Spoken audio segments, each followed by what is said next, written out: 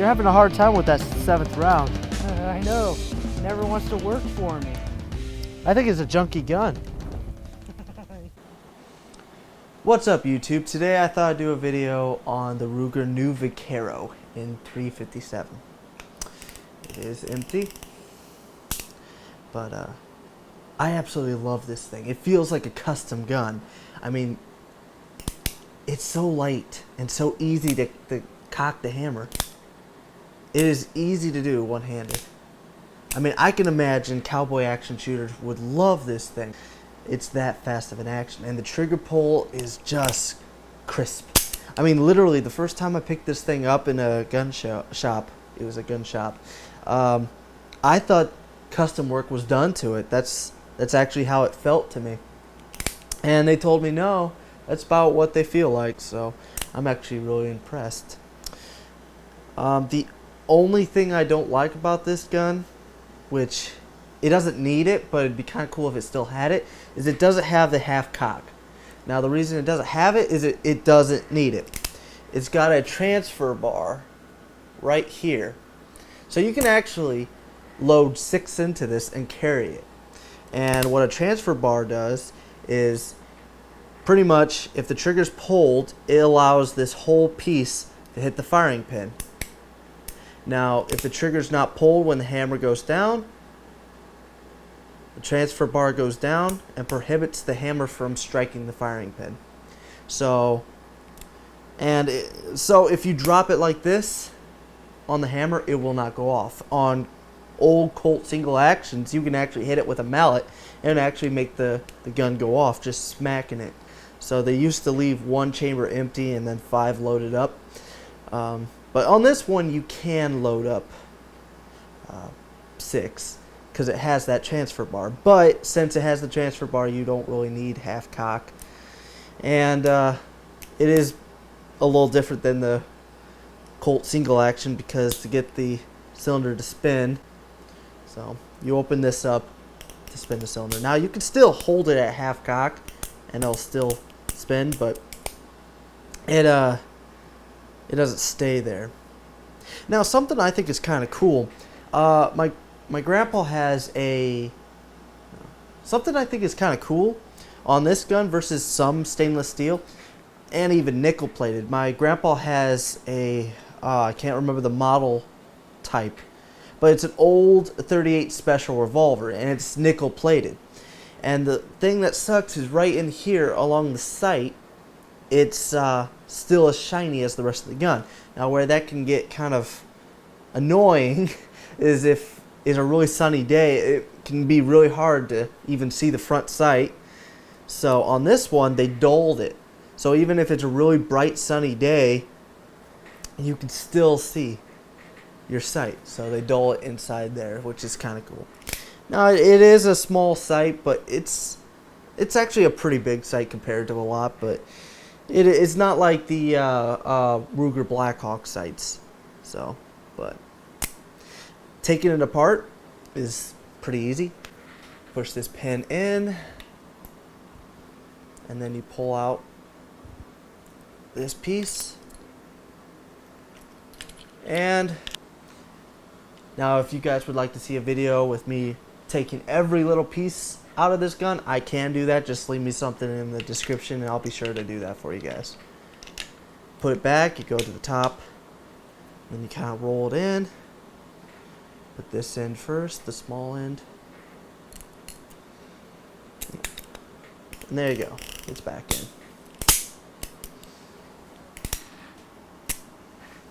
So what is my impressions on this gun? I think it is, for the money, just an incredible gun. Now I got this one used. I paid $500-600 for it, which is a good price. New, they go for about $8, so I got a pretty good deal on it, I think. And it was lightly used. So, but for the money, it just tops for me. So, you know, if you wanted to go shoot, get into competition shooting, you know, this is the gun I would suggest to you. Now, sadly, I don't have my range anymore. But I have some old footage of me shooting this thing. You've seen a couple of them during this video, but you'll notice there's still snow on the ground. So I'm going to show you those clips, and I got a couple more for later videos. But let me know in the description what you'd like to see. If you'd like to see more disassembly videos, I definitely got the space in here all arranged nicely so I can give you those videos. And with more reviews, I can do that. So hope you enjoyed the video. Absolutely freezing and by myself.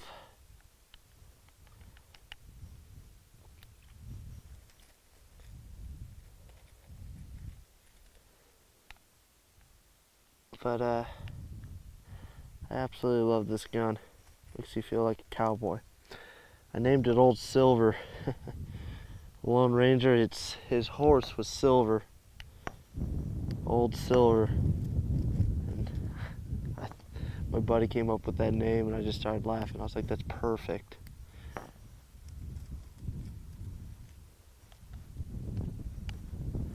Alright guys, it's all loaded, ready to go. Alright, let's shoot this together.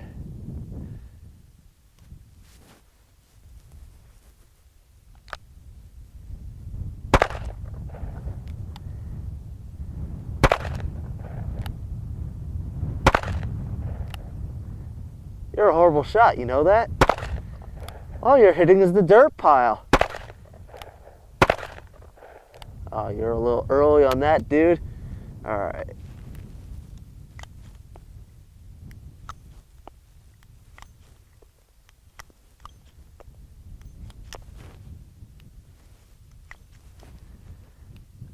Now, was that a cool shot?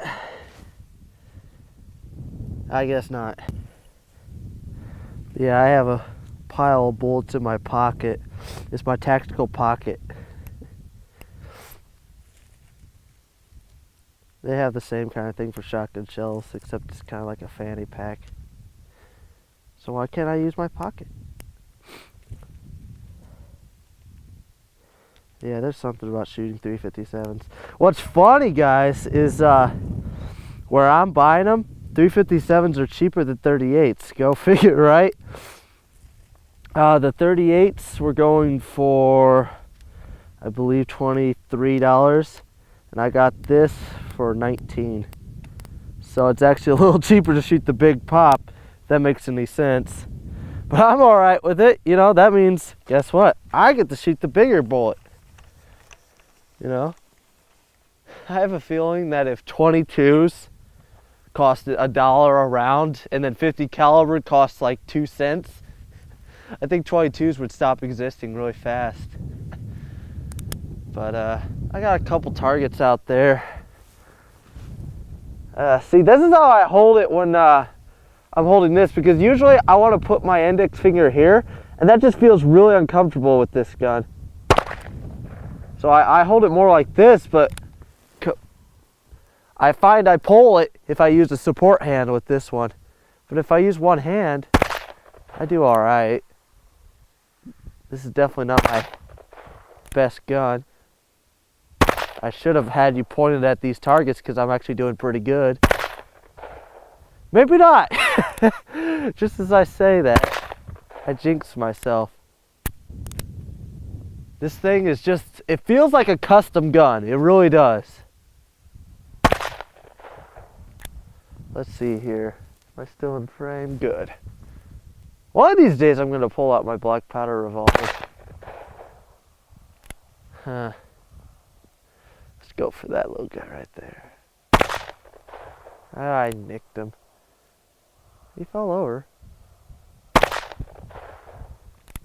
I'm shooting at little pieces of wood.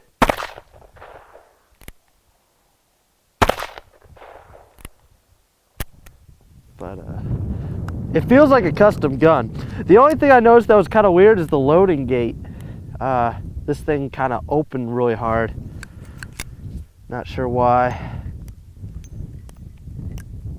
Huh. The brass decided I wanted to fall out. Whew. As you can see, there's a lot of snow on me. Oh man, my face is starting to hurt. Alright.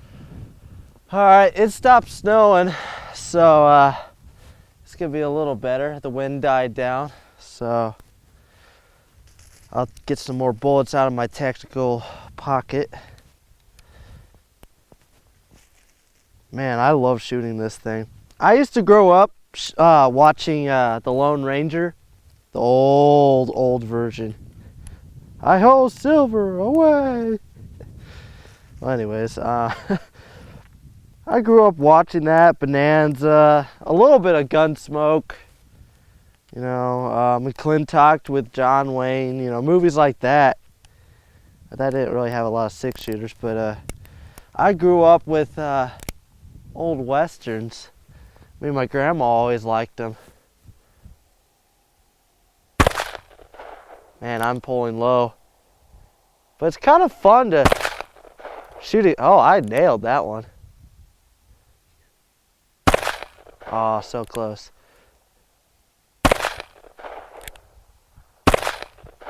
I'm afraid to show you the targets I'm shooting at because I'm doing so horrible. Yeah. Oh, I could see myself pulling that. But anyways, me and my grandma always watched the old shows like that. And it's kind of nice after growing up with old cowboy shows like that to come out and shoot a gun like this. What's interesting is, you know how you always see that huge cloud of gun smoke every time they shoot? Well, that's actually not completely inaccurate. If you're shooting black powder loads, it will look like that.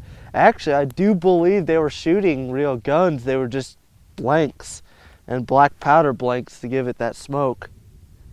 I believe, don't quote me on that. This is just coming from observation, but I could be wrong. But man, this gun's fun to shoot. All right, what to shoot at? All right, let's try. Oh, I got it. You know what, guys? I feel it would be boring just watching me from this angle, so, you know, let's turn you around and you can watch what I'm shooting at. Don't laugh too hard. All right, you can see my targets. I put up some metal ones, so I'm at 15 yards right here, and you can see them all right. But this is actually pretty close for me. I'm gonna shoot it one-handed, hopefully. There we go. I'm doing all right. All right, I only had 5 in there.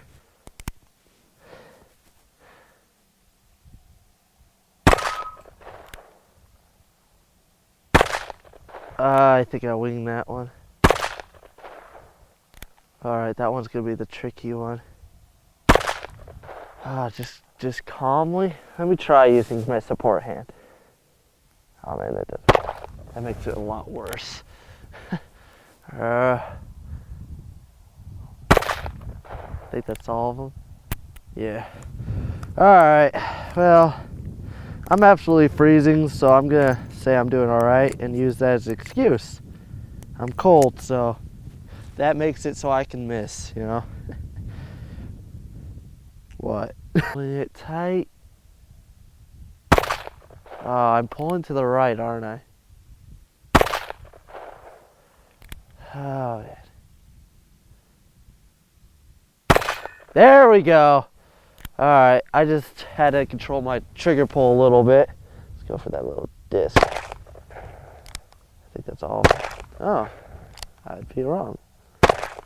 I am wrong again. I really need to learn how to count. There's a reason I barely passed high school. Ooh. It's always when I turn the camera around. Do you know that? Let's go for that right there. Let's try that.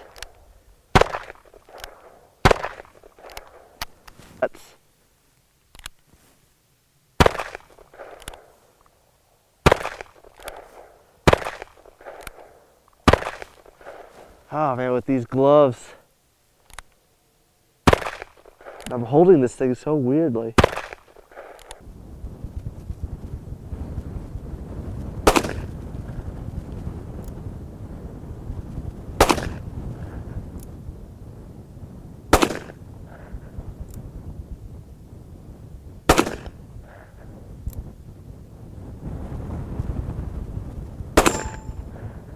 Got something. Go.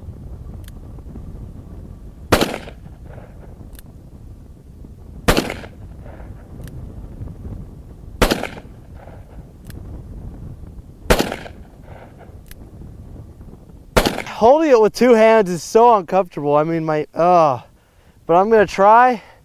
Man, this thing does not feel comfortable like this. Oh man. Oh, I can't do it. It's too uncomfortable. I'm pulling it.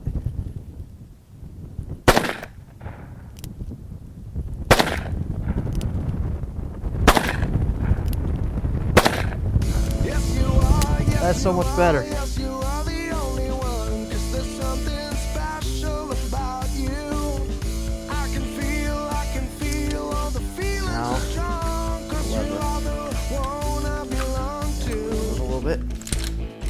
Lever will come out of the receiver.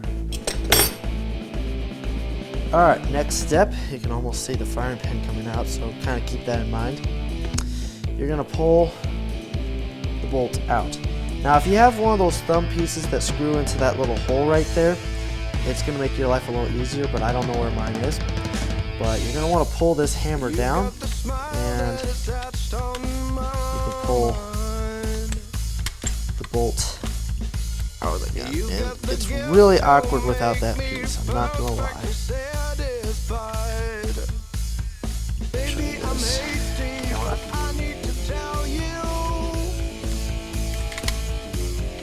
There it goes. Like I said, really awkward without it.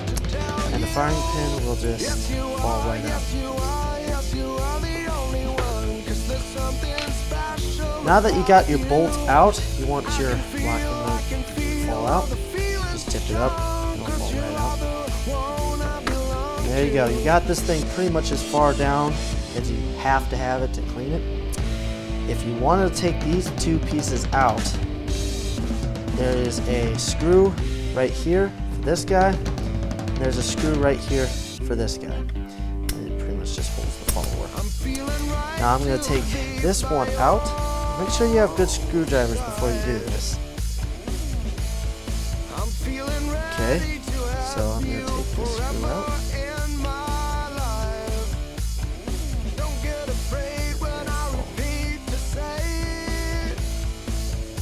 There it goes. Make sure not to lose that screw. That thing is absolutely tiny. And then the piece is going to come out. Now when you put it back together, you want this piece to the left side, this on top like this, focus pointed this way. And you want it to look like that. So I'm going to put this back in there.